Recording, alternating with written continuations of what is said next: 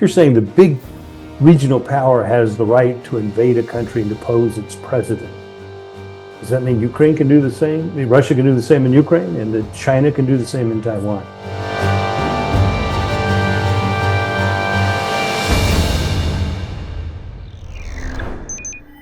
Two things I would add. Number one is I'm concerned, Trump's talking about Venezuela, but I'm concerned, what does it mean for Ukraine and what does it mean for Taiwan? If you're saying the big regional power has the right to invade a country and depose its president, does that mean Ukraine can do the same? I mean, Russia can do the same in Ukraine and that China can do the same in Taiwan? I mean, so that's of huge, huge importance, number one. The other thing that is a matter of concern is, what comes next? How do you put this back together?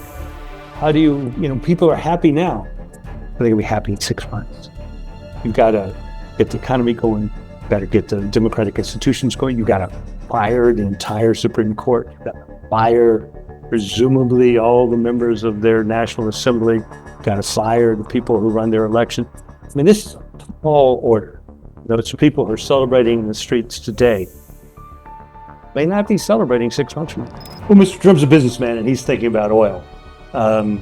He says our oil. In fact, it's concessions that have been granted to ExxonMobil and ConocoPhillips that were nationalized by the government of Venezuela in 2007 under the presidency of Hugo Chavez. And so what he said is they'll get those concessions back. They'll invest the money and then recoup the money to rebuild those facilities. So it's not the United States is going to be helped. It's 2 U.S. private sector companies.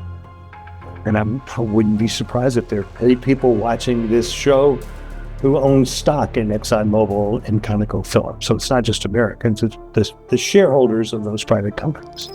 Venezuela has been providing Cuba with oil at below market rates for years now. Since the early 2000s.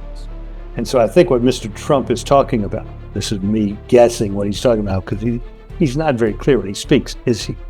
I'm guessing what he's talking about is turning off that Venezuelan oil going to Cuba, and that will increase economic pressure on Cuba. And Cuba's already a disaster. It's a poor country.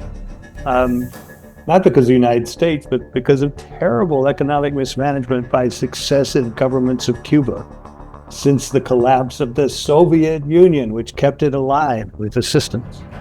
So what's going to happen there? I don't know.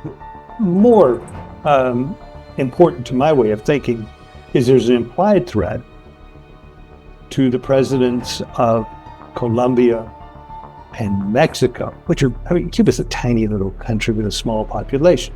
Mexico and Colombia are big, significant countries with large populations. Mexico borders the United States. It's got over 110 to 120 million people.